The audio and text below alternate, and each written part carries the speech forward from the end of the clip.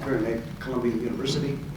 I'm really looking forward to this because I think Tina is going to be an excellent questioner. She's already proven that to me. I've been sitting in this chair many times by different people in the media. Almost none of them ever bothered to read anything I wrote, and which is a nuisance. And she has, and so I think this is going to be a rather more, going to have more stuff to it and meat to it than you might commonly be in the presence of. So our focus today in this conversation is really going to be around race and ethnicity and the racial categories in the census. And I want to take a step way back. As I was doing my reading and my prep for this, it actually never occurred to me to ask, why do we even ask about race and ethnicity? How did that come to be? We've been asking that question since 1790. And so I really would just like how did this happen, and how did it come to pass that in the 21st century we are still using racial classifications from the 18th century? They're still the fundamental stuff of the racial category of the census. The question starts with Linnaeus, the great classifier, who decided, biologist, decided that, well, we could put people in categories as well as we can plants and animals. And so he came up with 4 categories. They were color-coded, white, black, yellow, and red, not brown yet.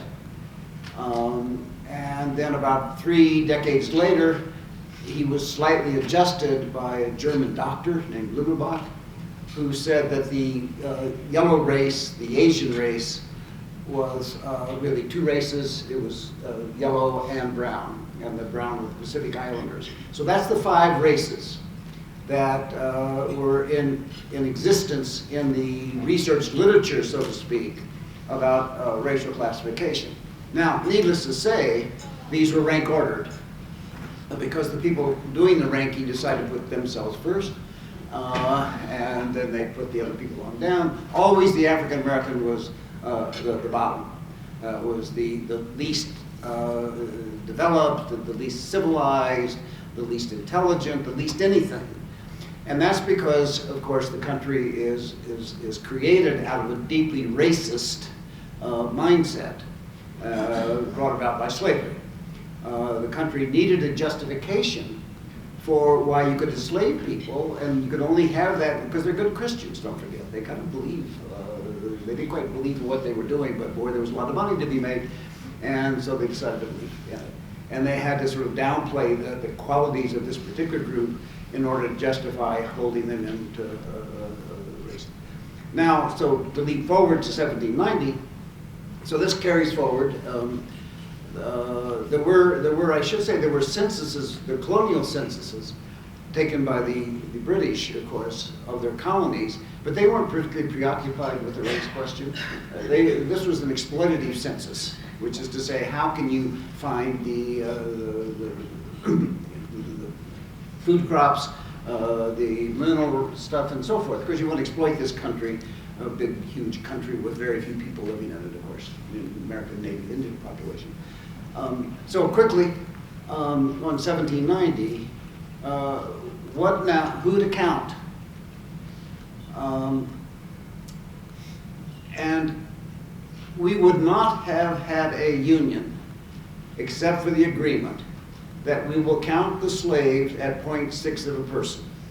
The Northerners did not want the slaves counted. The Southerners wanted the slaves counted, but not so they could vote or be citizens or anything like that. They wanted them counted in order to maintain their parity of population size. The northern and eastern states were growing more rapidly than the southern states, and they would not have signed up to the idea of the union in that period of the Articles of Confederation between the war and then the final establishment of the Constitution. So it was a sheer power play. The power play being, at least if we counted at 0.6, and I'm going on too long. It's not what conversation, but I'll finish this point. And then the huge thing that happened is the South controlled the country disproportionately for the first 50 or 60 years. If you look at the people who became president, they were Southerners. If you look at the Supreme Court, they were Southerners.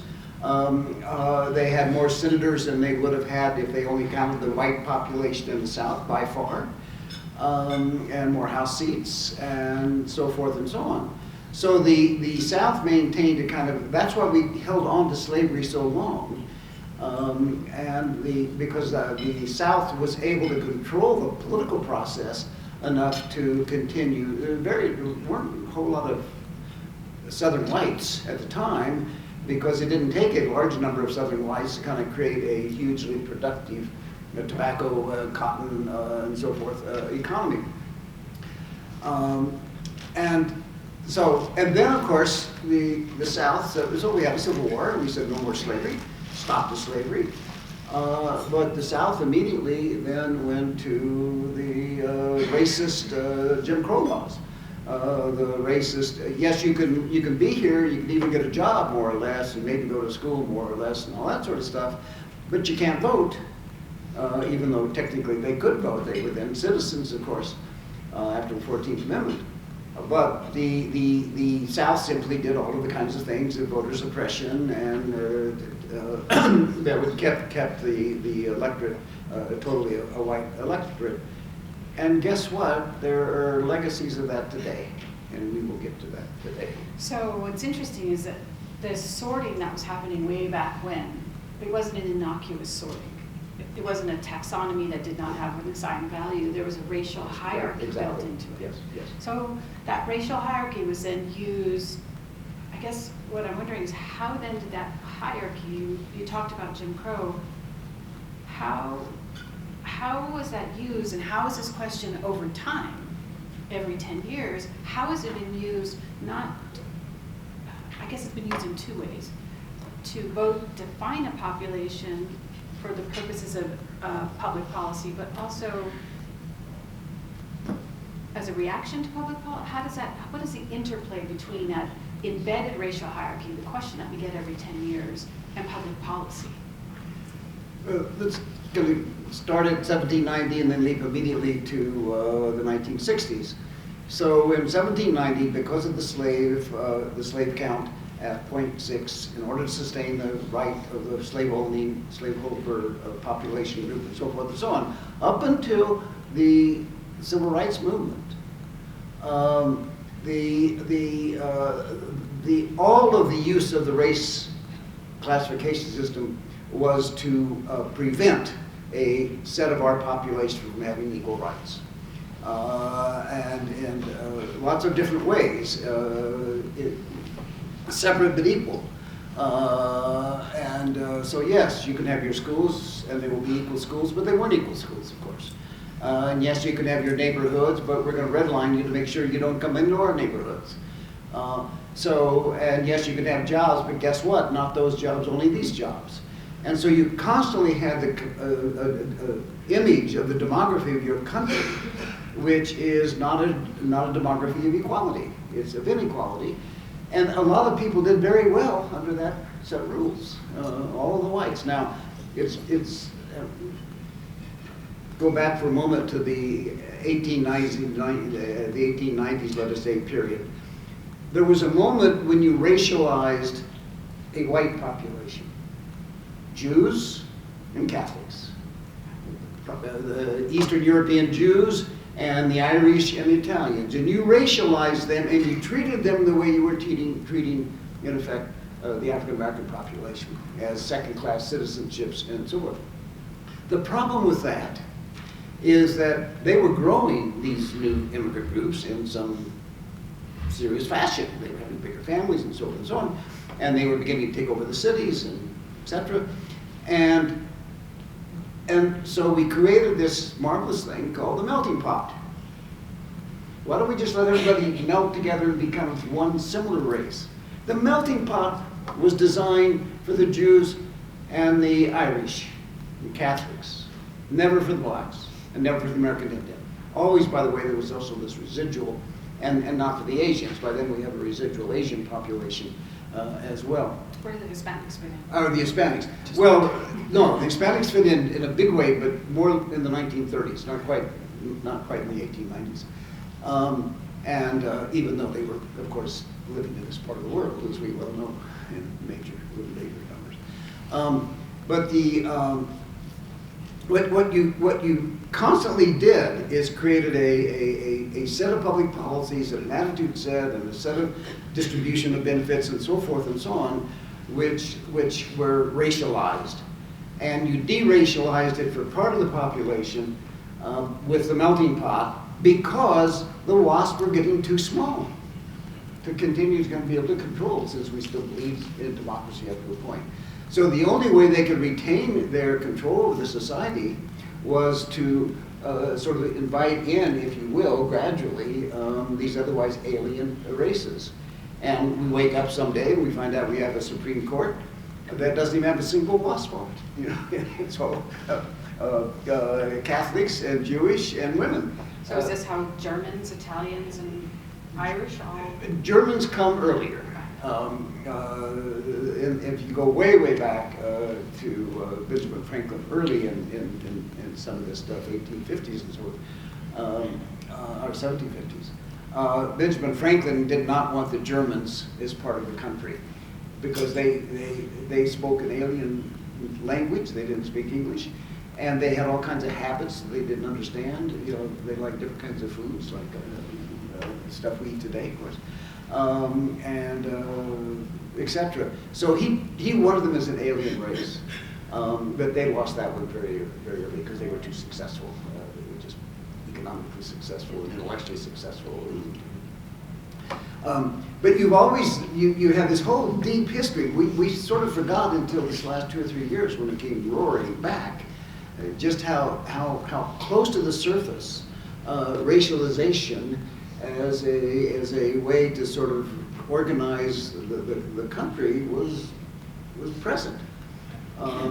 So the melting pot sort of began then to take care of the fact that WASP were going to lose control of the society by inviting them in, and then you get intermarriage and so forth and so on, and nobody expected it to go the way it did go, and so they you know.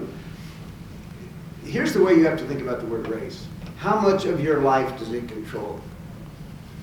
For the Germans in the room, if I say, you German Americans, how much of your life is your Germanist control? Well, you know, whether you have a bigger Christmas tree than somebody else or something like that, I don't know. How much does being an Italian American control? Nothing.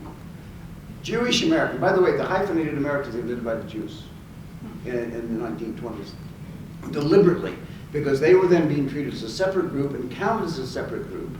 They did not want to be counted as a separate group, but they did not want to lose their identity. So they intellectualized that what we are is a hyphenated American. And that hyphenation then carries off into African American and so forth and so on.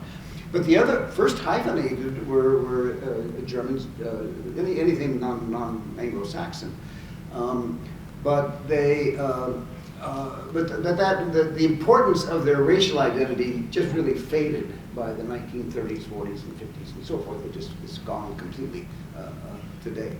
Is that an answer to your question? It is. So we have then up until '64. We have policies that are determined by this racial hierarchy that give us Jim Crow and that give us a separate but equal. And then it kind of flips, doesn't it? In '64, Civil Rights Movement, Immigration Act. Tell me what happens then. The single most important thing with respect to racial classification in the 1960s is this broad principle. You cannot have a conversation in this or any other society about what is the right classification system at the same time as you're having a conversation about how is this classification system going to be used to distribute benefits of some sort or the other. So the ingenious thing that happened in the 1960s is the racial classification system did not get analyzed. The question wasn't put on the table. Well, now that we're going to have, now that we're past the racialization of the African American population, and we've had the melting pot, and so forth, why don't we take a new look at our society and say, what is the right kind of classification system? And maybe it would be based on ethnicity, maybe it would be based on national origin, but not on race. And I'm sorry. Could that question have even been asked? Because if we had all of these policies that were regressive and discriminatory based on a certain classification, if we're going to redress those, doesn't the same classification have to exist?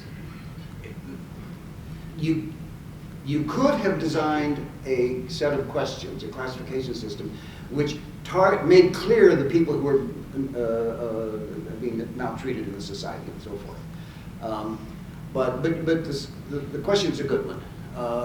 The rationale for not changing it was that they simply didn't have the political willpower to do it. For 2 years, people forget that when you applied for a job or for college, in this early 60 period, you weren't allowed to send in a photograph of yourself. You weren't allowed to say that you were white or black or whatever. And that's a brief moment when we thought we could be a colorblind society. Since that didn't get us what we wanted, it disappeared very quickly. In fact, it partly disappeared because, let's go back to the civil rights period. The assumption of the initial civil rights legislation, the word affirmative action was in play, but not very forcefully and so forth, is that individuals discriminated against because they were African could file a complaint, and the courts would look at the data and then say, well, this person didn't get a job, they should have gotten a job, but they didn't buy the house they thought they were in the house, and that's wrong, and we have to fix that. That was the underlying premise of the civil rights legislation. And guess what? It was people in the millions, not in the teens or 20s. The system couldn't handle it. You couldn't create a large enough, because everybody was still being discriminated against because of their color. And that includes the Asians, but to a lesser extent than the African American, smaller population group and so on. So the civil rights moment, the 1960s, a moment to kind of create an egalitarian society, to create a society that did not discriminate and so forth, made some headway, but wasn't a big success story. And then you do something that you didn't expect to do. You opened up the immigration gate again. The immigration gate was closed down in the 1920s. We won't have to go through that history, but it's self-history. It was very racialized. It closed down only on Southern Europeans and Hispanics and South Africans. It didn't close down on Western European, but they didn't want to come anymore anyway. They made their money here and they had their own lives in Western Europe, and so there wasn't a big flow between 1924 and 1964 when you reopen the spigot. And if you go back and look at the testimonial discussions of congressional discussion at that period, you have these marvelous speeches by Hubert Humphrey, for example, who was one of the people who wanted to open the spigot up. Oh, well, there won't be very many, nothing much is going to happen. Because their image was it was going to be Northern European. Their image wasn't what it became, which was incredibly flawed. Now I want to just quickly, and then I'll let you take over again, but when you ask about the 5 races, at a certain point in our history, let's say the 1960s and 70s, it was a badge of honor. That's the only country in the world which has those 5 categories. No other statistical system uses them. But at this moment, isn't it marvelous? We're from everywhere. The country which complained when we boasted about that a little bit was Canada. Said they were close to be the same thing, which was true, of course. So that the idea of being all the races of mankind was kind of a thing that we felt good about until we didn't feel so good about it because it didn't quite play out in the way that we expected it to play out. So we became invested post-civil rights in these categories, again, as a way to to right some of the wrongs of the past, a way to measure. I want to jump to the 2000 census when you were head. You have written about these racial categories and classifications, and you use words like ludicrous and absurd and torturous, and probably outdated is the most modest, mild thing that you'll say. Did you come into the Census Bureau in 2000 already feeling like this is a blunt instrument at a time we need precision? The answer to that is no, but that's a confession of ignorance, not a confession of having thought about it and having come to that conclusion. I just hadn't thought about it. And I suddenly was presented with this thing that we had. If you look, 2 or 3 things I'll say quickly about it. If you look at the census form itself, the short census form, what we now call the decadal census once every 10 years, not the American Community Survey, and you ask yourself, the first thing I recognized about it when I got there, well, I'll tell you, conservative senator, whose name doesn't come back, but it's not important. I got a strong letter from him early on. I've been down there for a month or 2, saying, what happened to the question about marital status? Don't you care anything about families? Yes, Jesse Helms. Yes, Jesse Helms.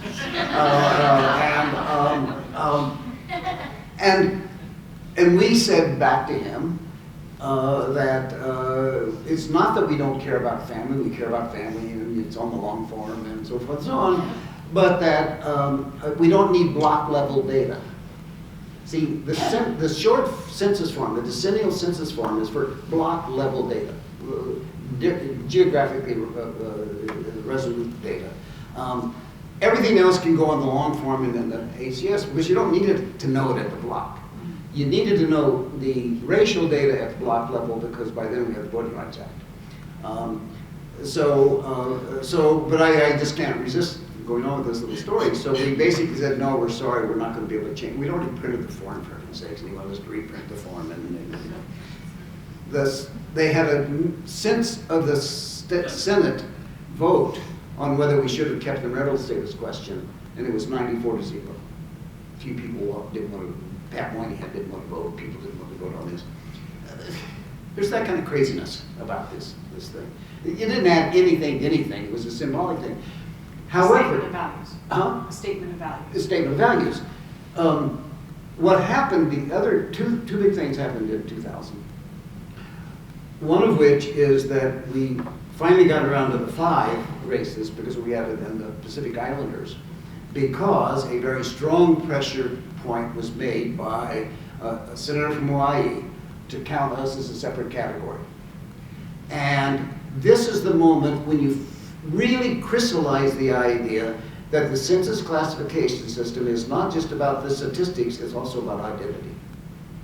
And they wanted to be counted independently so they could be recognized as belonging to the society. And we'll get back to the Hispanic part of this. This is a complicated moment of this at the same time. So we went to the 5 races, but based upon an identity, not a social justice foundation. That was the argument. And the other thing that happened in 2000, of course, is Mark 1 or more. Turns out you could be more than 1 race. You could be 5 races, depending on your heritage and so forth and so on. So Mark 1 or more was a really changing, I said after I left the census, and that's why I ended up writing this book, is 30 years from now, that's going to be the most important thing that happened in the 2000 census, the Mark 1 or more. Right. And we have seen that population grow, and it's still growing, and we'll get to that, I'm sure. But it's going to be most important. Why? Why? Why is it going to be the most? Why will we look back? Oh, well, because we moved into this marvelous moment, we really did, as a society, seem to come to terms with the idea that it was good to be a diverse society. It was good that we had people from all over the world here. It was good that we had both football and soccer. You know, you know, so you could have a bit broader kind of concept and say nothing of music and entertainment and so forth. That there was a sense that immigrant groups, non-WASP groups, were contributing enormously to our society, which they were. If you go to the film industry, it just totally comes out of not a WASPy type of population group and so forth. So we did have this moment of kind of diversity, and the Mark I or more was kind of consistent with that. Now, could we have a diversity? You could kind of mix it up and marry each other and have children with each other and so forth. And the Hispanics then come into the picture with their own question. In this same census, this is the ethnicity. Yeah, yes. So what the Hispanics didn't want to be a race, and there were then enough of them to have political leverage. They wanted an independent, we just want to be a separate count, which messes up the Mark I or more a lot, by the way. I'll get to that in a second. So the Hispanics, so we said, the Census Bureau said, okay, so we'll count you and we'll call you an ethnicity, not a race. That's just word work. That's just word games, because we don't even know what an ethnicity is. Right, so are you saying that the census created a category that they called an ethnic category, as if the country only had two ethnicities, Hispanic and non-Hispanic. Hispanic white, Right. and everybody else, yeah. So the Hispanic sets there by itself in the 2000 census, the 2010 census, was not to have sat there by itself in the 2020 census. But we'll get to that later. Yeah. Unless you want to leap to the 2020 census. Yeah. Because I don't know if you all had this experience in your families. Do you remember filling out the 2000 census, particularly if you're Hispanic? This kind of just huge debate about what did this mean? What do you mean? Am I white? Am I Hispanic, black? 'Cause you could be Cuban, you could be South American. This whole concept of really not, at least in my family, it was huge discussion about what were we, what did this mean? And it is this kind of really interesting intersection between what you distinguish as a statistical race and race as an identity or a social construct. So what was the reaction? You were there then. The Yes. question went out. What was the reaction to the